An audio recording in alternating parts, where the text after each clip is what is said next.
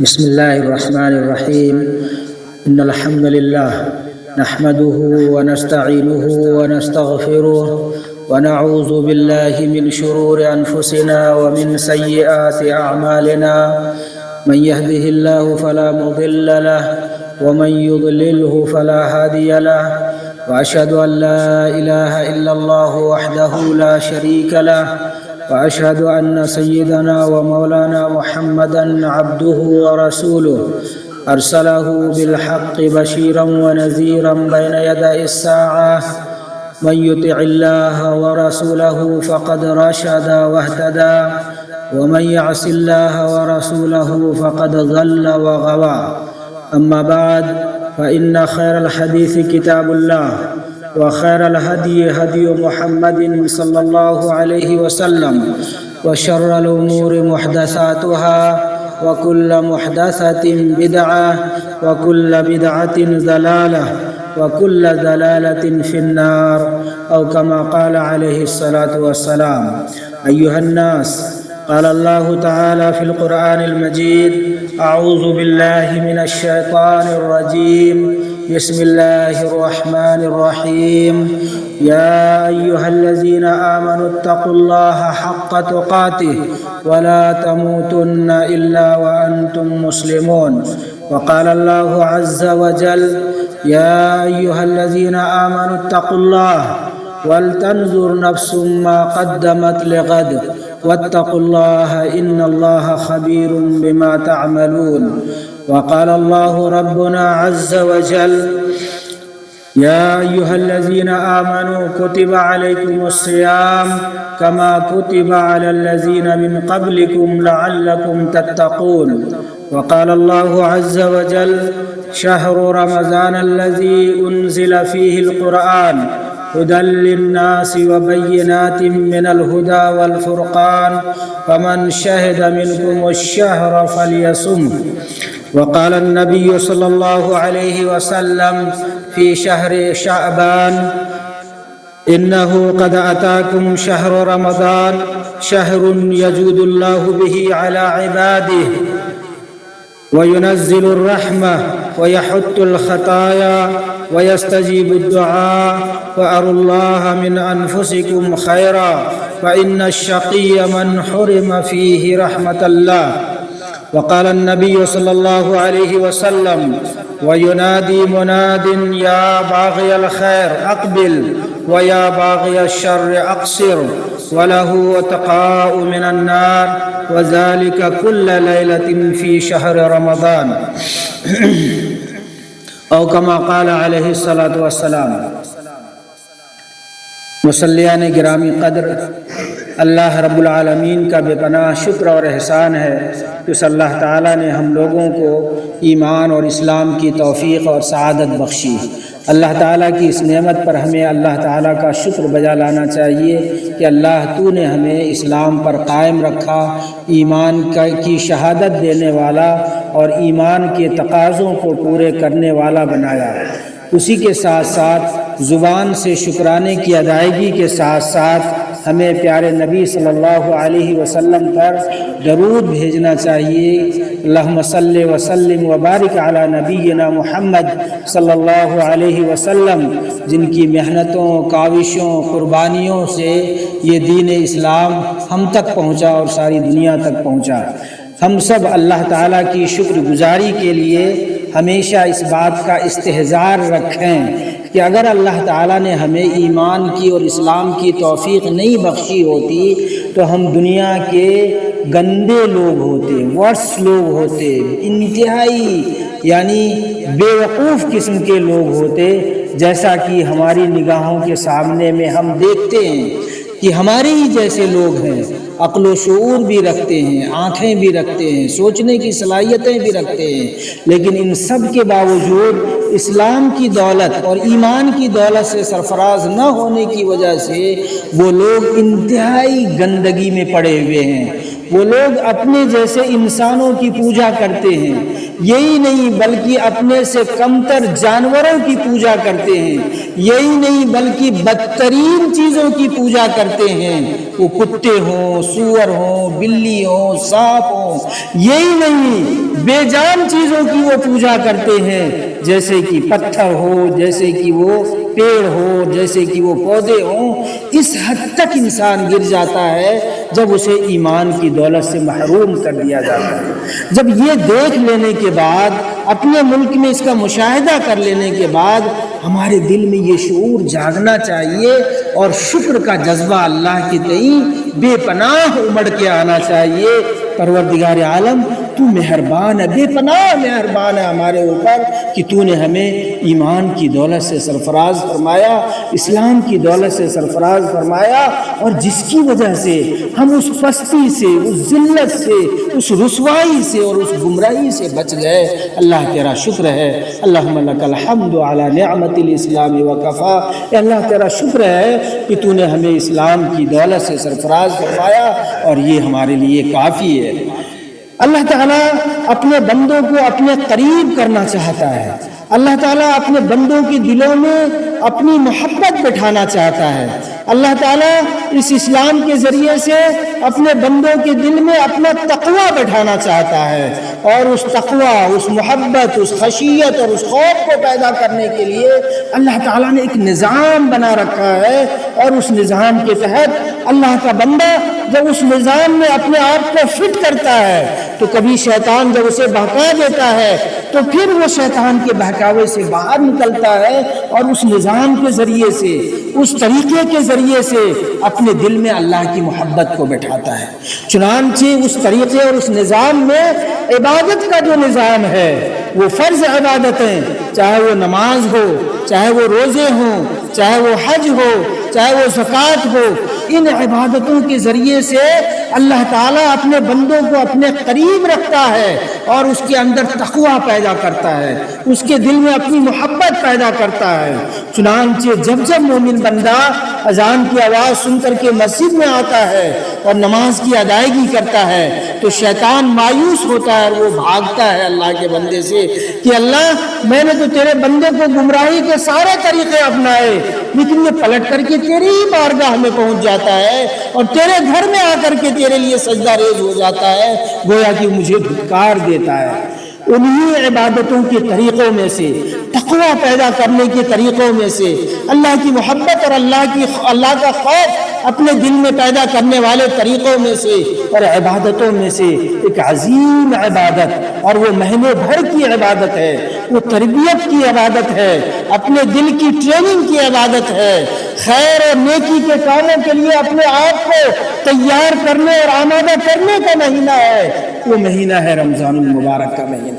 اس مہینے سے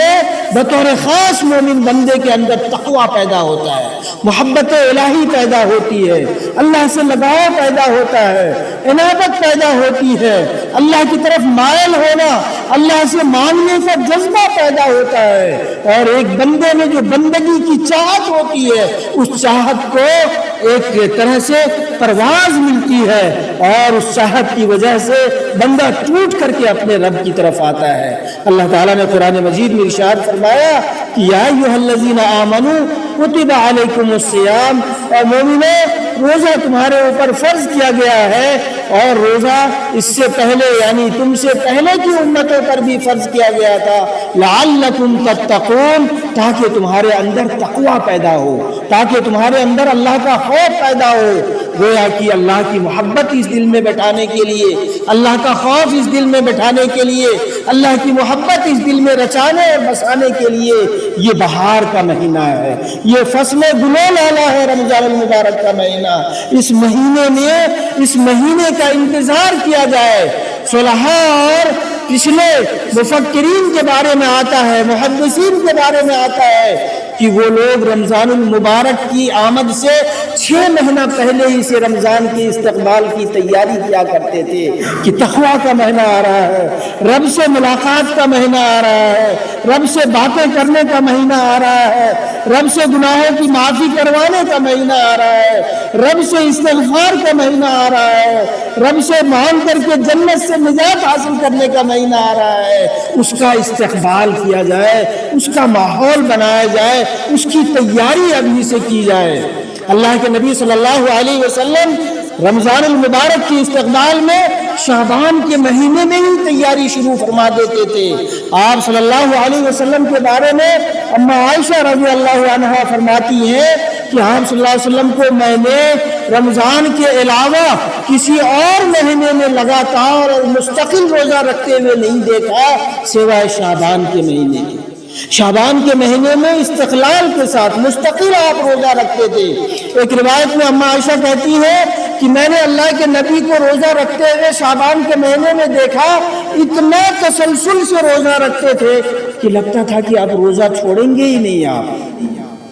اللہ کے نبی صلی اللہ علیہ وسلم نے شعبان کے آخری ایام میں صحابہ کرام کو جمع فرمایا اور فرمایا، سنو اے میرے ساتھیو، انہو قد آتاکم شہر رمضان، رمضان المبارک کا مہینہ تمہیں اللہ تعالیٰ گفٹ کے طور پر لا رہا ہے، تمہارے لیے آ رہا ہے وہ عظیم مہینہ، وہ برکتوں والا مہینہ، وہ فضیلتوں والا مہینہ، وہ دعاؤں کی قبولیت والا مہینہ، وہ گناہوں کی مغفرت والا مہینہ، وہ مہینہ تمہارے پاس آ رہا ہے۔ اور اس مہینے کے بارے میں اللہ تعالیٰ، اللہ کے نبی صلی اللہ علیہ وسلم فرماتے ہیں، شہر یجود اللہ بہ علی عبادہ، یہ ایسا مہینہ ہے جس میں اللہ تعالیٰ اپنے بندوں پر اپنی فضل عنایات میں انتہائی سخی اور داتا ہو جاتا ہے۔ اللہ سے بڑھ کر کے بھی کوئی سخی ہو سکتا ہے؟ ہر دن اللہ کی رحمتیں برس رہی ہوتی ہیں اپنے بندوں کے اوپر، لیکن اس مہینے کے بارے میں اللہ کے نبی نے فرمایا کہ اس مہینے میں اللہ تعالیٰ کی رحمتیں، برکتیں جوش مارنے لگ جاتی ہیں اور اپنے بندوں کے اوپر سایہ فگن ہو جاتی ہیں۔ پھر اللہ کے نبی صلی اللہ علیہ وسلم نے ارشاد فرمایا، وَيُنَزِّلُ الرَّحْمَةَ، اللہ تعالیٰ اپنے بندوں کے اوپر رحمت نازل فرماتا ہے، جیسے بارش نازل ہوتی ہے، لگاتار بوند پر بوند اور موسلا دھار بارش ہوتی ہے، کھیتیاں لہلہا اٹھتی ہیں، زمین سیراب ہو جاتی ہے، بنجر وادیاں اور زمین بھی خوش ہو جاتی ہیں اور وہاں پانی جمع ہوتا ہے اور گلو لالا اٹھ جاتے ہیں، ویسی اللہ کے بندوں کے اوپر یہ رمضان کے مہینے میں اللہ کی رحمتوں کا نزول ہوتا ہے، نیکیاں کمانے لگ جاتا ہے بندہ، برائیوں سے بچ جاتا ہے بندہ، اچھائیوں کے جذبات اس کے اندر پروان چڑھتے ہیں، فروغ پاتے ہیں اور تقویٰ ان کا انتہائی مضبوط ہونے لگ جاتا ہے، قوی ہونے لگ جاتا ہے۔ تو ينزل الرحمہ ويحط الخطایا، اور اس مہینے میں اللہ تعالیٰ بندوں کے گناہوں کو معاف کرتا، چھانٹتا رہتا اس کی غلطیوں کو، پچھلے دنوں میں جو غلطیاں انہوں نے کی ہیں بندہ جب اللہ کی طرف متوجہ ہوتا ہے ان کے گناہوں کو معاف فرما دیتا ہے۔ وَيَسْتَجِيبُ الدُّعَاء، اور جو کچھ مانگتا ہے بندہ وہ دعائیں اللہ تعالیٰ قبول فرماتا ہے۔ فَأَرُوا اللَّهَ مِنْ أَنفُسِكُمْ خَيْرًا، اپنی جانب سے اللہ کو کچھ اچھی چیزیں تو پیش کرو۔ فَأَرُوا اللَّهَ مِنْ أَنفُسِكُمْ خَيْرًا، اور بندو اتنے عظیم مہینے کو تم برباد کر دو گے، اتنے عظیم اوقات کو تم ضائع کر دو گے یہی بیکار کی لہو و لعب کی باتوں میں، مٹر گشتی کرنے میں، اوقات کو مہمل کاموں میں لگانے میں،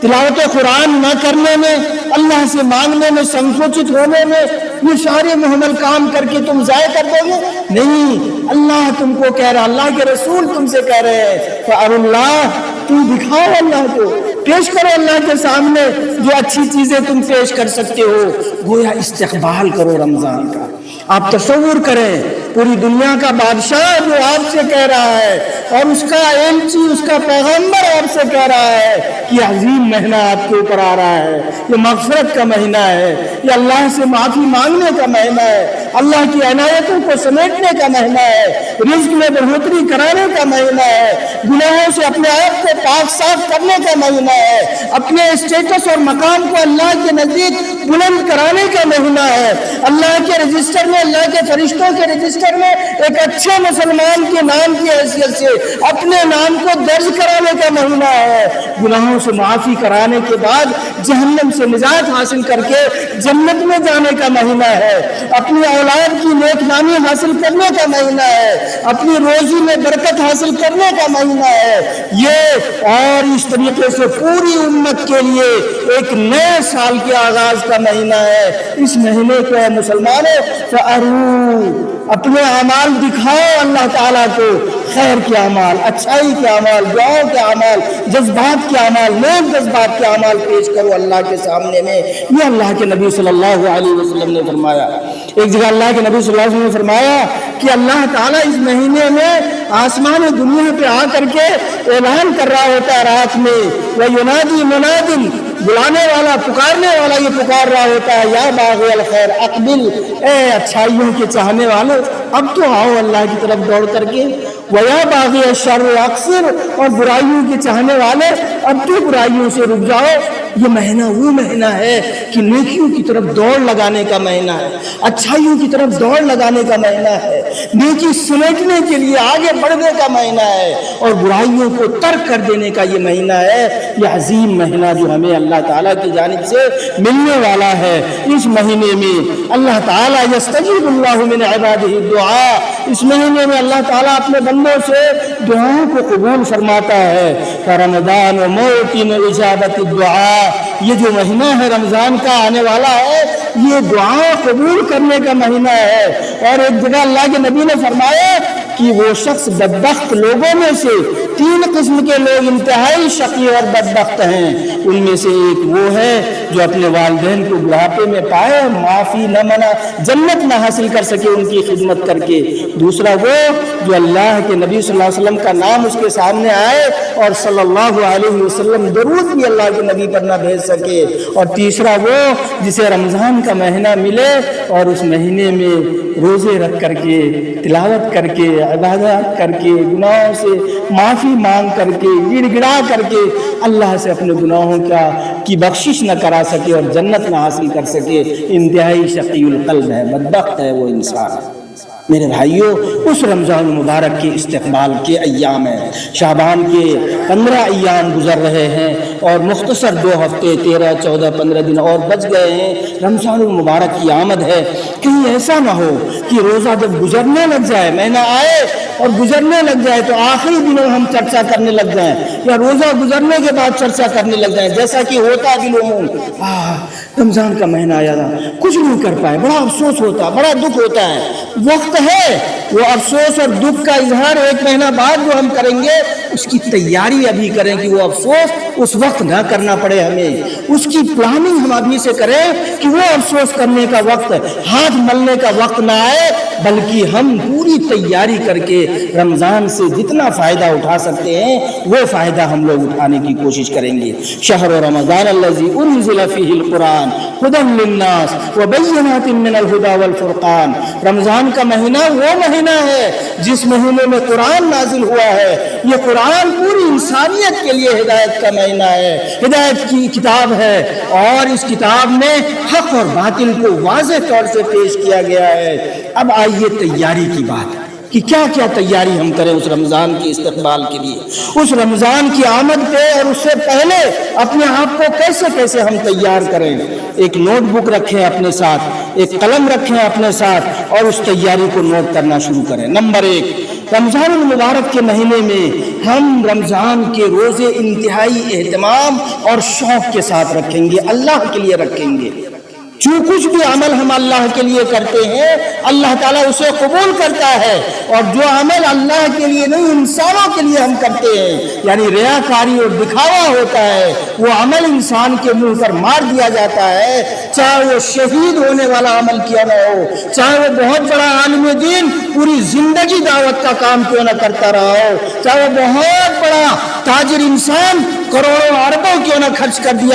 دیا ہو، اگر اس نے دکھاوا کیا ہے، انسانوں کی پذیرائی اور خوشی حاصل کرنے کے لیے اس نے یہ کام کیا ہے اور اللہ کی رضا مقصود نہ ہو تو وہ عمل قیامت کے دن اس کے منہ پہ مار دیا جائے گا۔ رمضان المبارک کا یہ مہینہ مقدس مہینہ ہونے کے ساتھ ساتھ اس کے ساتھ ایک نیکی یہ ہے، اس کے ساتھ یہ عجوبہ ہے۔ وہ عجوبہ کیا ہے؟ اللہ تعالیٰ نے اس روزے ہی میں یہ بات رکھ دی ہے، انکلوڈ ہے یہ بات، کہ اس میں ریاکاری نہیں ہوتی ہے۔ کیوں ریاکاری نہیں ہوتی ہے؟ روزے دار انسان چاہے تو چھپ کر کے اپنے گھر میں کھا لے، چاہے تو چھپ کر کے اپنے گھر میں پی لے پانی اور لوگوں کے سامنے کہے کہ میں روزے دار ہوں، لیکن ایک سچا روزے دار ایسا سوچ کے بھی نہیں کرتا ہے۔ سوچنا تو چھوڑیے، سحری کا وقت اگر آنکھ نہیں کھلی اور اذان ہو گئی فجر کی اور تب آنکھ کھلی تو ایک سچا روزے دار کہتا ہے اللہ بھوکے رہ کر کے بھی دن بھر سوؤں گا اور روزہ رہوں گا، لیکن تیرا حکم ہے کہ صبح صادق کے طلوع ہونے کے بعد اب کچھ نہیں کھانا ہے تو اب نہیں کھاؤں گا پروردگار عالم۔ یہ کس کے لیے کرتا ہے؟ یہ اللہ کے لیے کرتا ہے، اور اللہ تعالیٰ کہتا ہے کل عمل ابن آدم یضاعف لہ، ارے عمل آدم کے بندے کے ہر عمل کو، اللہ کے بندوں کے ہر عمل کو اللہ تعالیٰ قبول کرتا، بڑھا چڑھا کر کے اس کو دیا جاتا ہے، الا الصوم، سوائے روزہ کے، فَإِنَّهُ لِي وَأَنَا أَجْزِي بِهِ، روزہ میرے لیے ہے، اس کا بدلہ میں دوں گا اس بندے کو۔ نہیں معلوم کہ میں نے کیا کیا جتن کیے ہیں رب کو راضی کرنے کے لیے روزہ رکھ کر کے، اس لیے اللہ تعالیٰ نے بھی نہیں بتایا کہ تمہیں کتنا دوں گا، میں کیا کیا میں عنایت کروں گا۔ یہ رکھا گیا اللہ تعالیٰ کے یہاں محفوظ، چھپا کے رکھا گیا ہے تاکہ مومن بندے میں یہ شوق ہو روزہ رکھنے کا، اور بے انتہا اللہ کے خزانے سے حاصل، اللہ کے ہاتھ سے حاصل کیا جائے۔ یہ روزہ اس شوق کے ساتھ رکھنے کی ابھی سے تڑپ اپنے اندر جذبہ پیدا کرنا چاہیے۔ اسی لیے اللہ کے نبی صلی اللہ علیہ وسلم نے یہ دعا فرمائی اور لوگوں سے کہا کہ یہ دعا مانگو، اللہم بلغنا رمضان، اے اللہ روزے کے مہینے تک ہمیں پہنچا دیجئے، اللہم اجعلنا من المغفورین، اے اللہ رمضان کے مہینے میں ہماری مغفرت کر دیجئے، ولا تجعلنا من المحرومین، اے اللہ ایسا نہ ہو کہ روزہ آئے چلا جائے، رمضان کا مہینہ ہے گزر جائے اور ہم محروم رہ جائیں اور ہماری مغفرت نہ ہو جائے۔ تو اس حیثیت سے رمضان المبارک کا استقبال روزہ رکھنے کی تیاری کرنے کا۔ دوسرا استقبال کا طریقہ یہ ہے کہ ابھی سے اپنے گناہوں کی لسٹ، جیسے میں نے کہا تھا ڈائری رکھیے، نوٹ بک رکھیے، لسٹ اپنے دل میں بنائیے اگر لکھ نہیں سکتے ہیں تو، کہ کیا کیا گناہ ہم کرتے رہے سال بھر میں۔ نماز چھوڑنے کا گناہ ہو رہا ہے، غیبت کرنے کا گناہ ہو رہا ہے، چغلی کرنے کا گناہ ہو رہا ہے، کبھی ناپاکی والی حالت میں گناہ کر لے جا رہے ہیں، شیطان کے وسوسے میں آ کر کے موبائل میں گندی چیزیں دیکھ لے رہے ہیں، وقت کو ضائع کرنے کا گناہ ہو رہا ہے، اپنے والدین کی نافرمانی کا گناہ ہو رہا ہے، دوستوں کے درمیان لڑائی جھگڑے میں گالم گلوچ کا گناہ ہو رہا ہے۔ لسٹ بنائی، کچھ بھی ایسا ہو سکتا ہے، اور اللہ غفور رحیم ہے، سب کی لسٹ بنائیے اور کہیے کہ اللہ روزہ آئے گا تو پہلی رات میں جب تو یہ اعلان کروا رہا ہوگا یا باغی الخیر اقبل، تو میں پیش کروں گا اپنے گناہوں کی اللہ تیرے سامنے اور سب کی معافی کرواؤں گا اللہ تجھ سے۔ میرا یہ عزم ہے، میرا یہ ارادہ ہے، میں پورا یقین رکھتا ہوں کہ اللہ تو غفور رحیم ہے، میرے گناہوں کو معاف کر دے گا۔ گناہوں کی لسٹ بنائیے جو پچھلے دنوں میں ہو گئے ہیں اور اس کو اللہ کے سامنے رمضان کی پہلی رات میں ہی، رمضان کا چاند دیکھنے کے بعد ہی پیش کریے اللہ کے سامنے میں، اور توبہ و استغفار الہا کے ساتھ چمٹ کر کے اللہ سے مانگ کر کے گناہوں کی معافی کروا کر کے ایک اچھے مسلمان، روزے دار مسلمان کی حیثیت سے، نیک روزے دار مسلمان کی حیثیت سے اللہ کی بارگاہ میں اپنے آپ کو پیش کریے اور پورے مہینے عبادات کر کے اپنے مقام کو اعلیٰ مقام تک لے جانے کی، پہنچانے کی کوشش کریں۔ تیسرا کام جو اس مہینے میں شروع ہونے سے پہلے ہی کرنا ہے وہ یہ کہ قرآن مجید جو عظیم کتاب ہے، مقدس کتاب ہے، ہماری آپ کی پوری انسانیت کی ہدایت کے لیے نازل کی گئی یہ کتاب ہے۔ أَلَمْ يَعْنِ لِلَّذِينَ أَن تَخْشَعَ قُلُوبُهُمْ لِذِكْرِ اللَّهِ، لوگوں کے لیے، مومنین کے لیے اب بھی وہ وقت نہیں آیا کہ ان کے دل اللہ کی یاد، قرآن کی تلاوت سے کانپ اٹھے۔ قرآن کی آیات کی جب تلاوت کی جاتی ہے تو اس کے دل ریشے اس کے کانپنے لگ جاتے ہیں اور ان کے دل نرم پڑ جاتے ہیں۔ قرآن مجید کا آپ کی لسٹنگ کریے کہ پہلے رمضان کو ہم کتنا پارہ پڑھ لیں گے، کتنی آیتوں کو ترجمے کے ساتھ پڑھیں گے، اور اسی کے ساتھ ساتھ تیسرا کام تلاوت کرنے کے ساتھ ساتھ ترجمہ کے ساتھ کتنا ہم پڑھ پائیں گے وہ، اور تیسرا کام یہ کہ جن آیتوں کو ہم نے سمجھا ہے ان آیتوں میں کون سی آیت ہے، کیا حکم اللہ تعالیٰ نے دیا ہے۔ اگر پورے رمضان میں صرف آپ نے ایک ہی پارہ ترجمہ کر کے سمجھ کر کے آپ نے پڑھا اور اس ایک پارے میں جو احکامات ہیں اللہ تعالیٰ کے نوٹ کیا کہ اللہ کا حکم ہے نماز پڑھو، اللہ کا حکم ہے یہ کرو، اللہ کا حکم ہے یہ کرو، اور عہد کرتے ہیں اللہ تعالیٰ سے کہ اللہ میں یہ کروں گا، اور اللہ کا حکم ہے کہ اس سے رک جاؤ، اس سے رک جاؤ، یہ حرام کام ہے، یہ برا کام ہے، یہ گندگی ہے، یہ فواہش ہے، یہ شراب نوشی گندا کام ہے، یہ جھوٹ بولنا گندا کام ہے، بدعہدی گندا کام ہے، امانت میں خیانت گندا کام ہے۔ اس طریقے کے برے کاموں کی لسٹ بنا کر کے اے اللہ وعدہ کرتا ہوں کہ اب یہ کام نہیں کروں گا۔ قرآن پہ عمل ہوگا ہمارا اور آپ کا، اور رمضان سے فائدہ ہوگا ہمیں، اور اس طریقے سے ہم رمضان سے کثرت سے فائدہ اٹھا پائیں گے۔ یہ انتہائی ضروری ہے ہمارے لیے کہ اس سلسلے میں ہمیں توجہ دینے کی ضرورت ہے۔ چوتھا کام رمضان المبارک کے استقبال سے پہلے ذہنی طور پر جو پریپریشن کا کام ہے، وہ پریپریشن یہ ہے کہ ہم ابھی سے اللہ کی بارگاہ میں یہ پیش کرنے کی کوشش کریں کہ کون لوگ ہیں جو ہمارے معاشرے میں ہماری دعوت کے محتاج ہیں، ہماری خدمت کے محتاج ہیں، ہماری ضروریات ان سے جڑی ہوئی ہیں، ان کی ضروریات ہم سے جڑی ہوئی ہیں، اور ایسے پڑوسیوں کی، ایسے رشتہ داروں کی، ایسے خاندان کے لوگوں کی لسٹنگ کر کے، اور کوشش کریں کہ رمضان میں ان لوگوں تک مٹھی بند کر کے خاموشی کے ساتھ دکھانے کے لیے نہیں، ان کے گھر کی ضرورتوں کو پوری کرنے کی کوشش کریں۔ اللہ تعالیٰ اس بندے کی مدد اس وقت تک کرتا رہتا ہے جب تک بندہ اللہ کے بندوں کی مدد میں انتہائی اخلاص سے لگا رہتا ہے۔ پانچواں کام یہ ہے کہ اللہ کے نبی صلی اللہ علیہ وسلم نے فرمایا کہ فاکثر الاستغفار، استغفار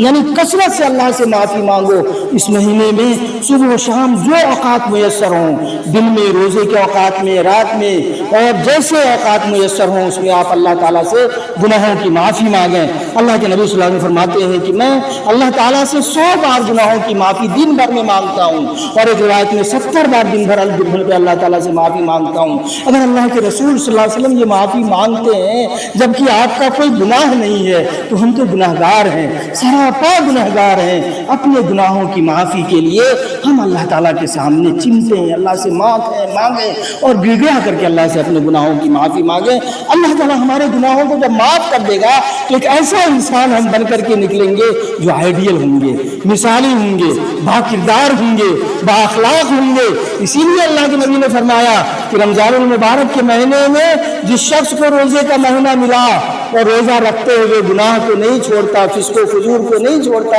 فلیس للہ حاجہ ان یدع طعامہ وشرابہ، اللہ کو کوئی ضرورت نہیں وہ بھوکا رہے کہ پیاسا رہے۔ یہ کنسنٹریٹ کریے کہ گناہ کو پاک کرنا ہے، گناہوں سے اپنی زندگی کو پاک کرنا ہے، اور اس طریقے سے جب رمضان کا استقبال کریں گے تو پورے استحضار کے ساتھ نمازوں کا اہتمام، عبادات کا اہتمام، مغفرت طلبی کا اہتمام، تراویح کا اہتمام، تہجد کا اہتمام، صدقہ و خیرات کا اہتمام، دعاؤں کا اہتمام اور استغفار کا اہتمام ہوگا۔ اور جب روزہ گزرے گا تو ایک نیا مسلمان اور سارے مسلمان مل کر کے ایک نیا سماج، اور سارا سماج مل کر کے ایک نیا مسلم معاشرہ، اور سارے معاشرے مسلم معاشرے مل کر کے ایک نئی امت پیدا ہوگی، جو جس امت کے اوپر اللہ تعالیٰ بار امانت ڈال کر کے اس امت کی قیادت اور اس دنیا کی قیادت کی ذمہ داری دے گا انشاءاللہ العزیز۔ اللہ تعالیٰ سے دعا ہے کہ اللہ تعالیٰ ہم سب لوگوں کو اس فریضے کی ادائیگی کے لیے اپنے آپ کو ابھی سے تیاری کرنے کی توفیق عنایت فرما۔ ربنا تقبل منا انك انت السميع العليم وتب علينا انك انت التواب الرحيم۔ بارك الله لنا ولكم في القرآن العظيم ونفعني وإياكم بالآيات والذكر الحكيم، إنه تعالى جواد كريم ملك بر رؤوف رحيم، فاستغفروه إنه هو الغفور الرحيم۔